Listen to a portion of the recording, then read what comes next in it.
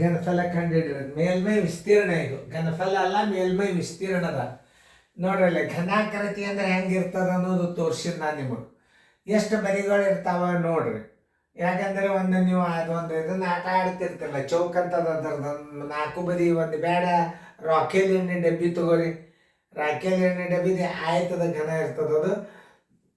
ಈಗ ನೋಡ್ರಿ, ಒಂದು ಎದುರಿಗಿಂದು ಮಗ್ಗಲ್ಕಿಂದ 2, ಹಿಂದಿಂದ 3, ಇದು 4, ತಳಗಿಂದ 5, ಮ್ಯಾಲಿಂದ 6 ಬದಿ ಇರ್ತಾವ. 6 ಮುಖಗಳು. ಏನು ಘನಾಕೃತಿಯ ಮೇಲ್ಮೈ ಎಷ್ಟಿರ್ತಾವ?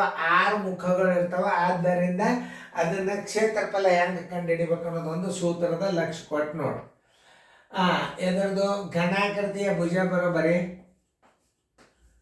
ಘನಾಕೃತಿಯ ಭುಜ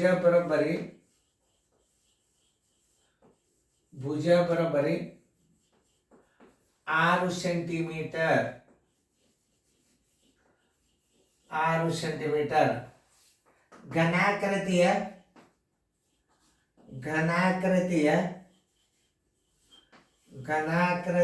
ಮೇಲ್ಮೈ ವಿಸ್ತೀರ್ಣ, ಘನಫಲ ಅಲ್ಲಿದು ಮೇಲ್ಮೈ.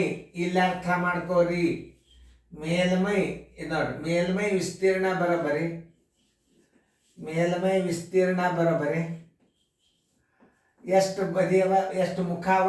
6 ಅವ. 6 ಗುಂಡ್ಲೆ ಭುಜ ಸ್ಕ್ವೇರ್. ಭುಜದ ಅಳತೆಯನ್ನು ಅದರ ವರ್ಗ ತೆಗೆದು 6ಲೆ ಗುಣಾಕಾರ ಮಾಡಿದ್ರೆ ಮುಗಿತು. ಹೆಂಗಾದ್ರು ಭಾವ ಎಷ್ಟು ಮುಖಗಳು 6 ಅವ. ಈಗ ನೋಡ್ರಿ, ಭುಜ ಸ್ಕ್ವೇರ್ ಭುಜ ಸ್ಕ್ವೇರ್ ಅಂದ್ರೆ 6 ಸ್ಕ್ವೇರ್. 6 ಸ್ಕ್ವೇರ್ ಅಂದ್ರೆ ಏನು? 6 ಗುಂಡ್ಲೆ 6 ಗುಂಡ್ಲೆ 6, 6 36, 36 216 ಸೆಂಟಿಮೀಟರ್ ಅದ ಇಲ್ಲ? ಏನು ಮೀಟರ್ ಅದ? ಸೆಂಟಿಮೀಟರ್. ಚದರ ಸೆಂಟಿಮೀಟರ್ ಅಂತ ಬರೀಬೇಕು, ಘನ ಸೆಂಟಿಮೀಟರ್ ಬರಿಬಾರ್ದು. ನೋಡು, ಏನು ಬರಿಬೇಕು? ಚದರ ಸೆಂಟಿಮೀಟರ್. ಘನಾಕೃತಿಯ ಮೇಲ್ಮೈ ವಿಸ್ತೀರ್ಣ ಬರೋಬ್ಬರಿ 6 ಗುಂಡ್ಲೆ ಭುಜ ಸ್ಕ್ವೇರ್. ಇದು ಸೂತ್ರ ನೆನ್ಪಿಟ್ಕೋರಿ. ಭುಜ ಗುಂಡ್ಲೆ ಭುಜ ಮಾಡಬಾರ್ದು.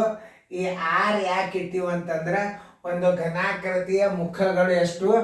1 2 3 4 5 6 6 ಮುಖವ. ಆದ್ದರಿಂದ ನಾವು ಇಲ್ಲಿ 6 ಇಟ್ಟು ಭುಜ ಗುಂಡ್ಲೆ ಭುಜ ಮಾಡಬೇಕು.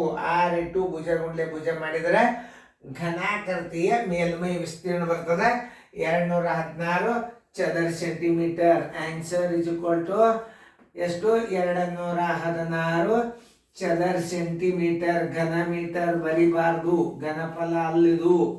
ಮೇಲ್ಮೈ ವಿಸ್ತೀರ್ಣ ನೋಡ್ರಿ, ಕ್ಷೇತ್ರ ಮೇಲ್ಮೈ ವಿಸ್ತೀರ್ಣ, ಮೇಲ್ಮೈ ಕ್ಷೇತ್ರಫಲ ಕೇಳ್ಯಾಂಗಂದ್ರೆ ನೀವು ಘನ ಸೆಂಟಿಮೀಟರ್ ಅಂತ ಬರಿಬೇಕು.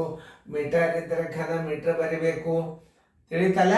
ಇದನ್ನ ಚೆನ್ನಾಗಿ ನೋಡ್ಕೊರಿ. ಇದು ಭಾಳ ಇಂಪಾರ್ಟೆಂಟ್ ಗಣಿತ ಇದು. ಇಂಥ ಗಣಿತಗಳನ್ನು ತಿಳ್ಕೊಂಡಾಗ ಏನು ಮಾಡ್ತಾನೆ, ಒಂದು ಘನಾಕೃತಿಯ ಮೇಲ್ಮೈ ವಿಸ್ತೀರ್ಣ ಇಷ್ಟದ, ಅದರ ಭುಜದಳತೆ ಎಷ್ಟು ಅಂತ ಕೇಳ್ತಾನೆ. ಅಂಥ ಮಾದರಿಗಳು ಬಂದಾಗ ಇದು ವಿಸ್ತೀರ್ಣ ಕಂಡು ಹಿಡಿದು ಬಂತು, ಆಮೇಲೆ ಭುಜ ಕಂಡು ಹಿಡಿದು ಬರ್ತದೆ. 1-2 ಮಾದರಿ ಕೊಡ್ತಾನು, ನೋಡ್ರಿ, ಚೆನ್ನಾಗಿ ಬಿಡಿಸ್ಬೋದು.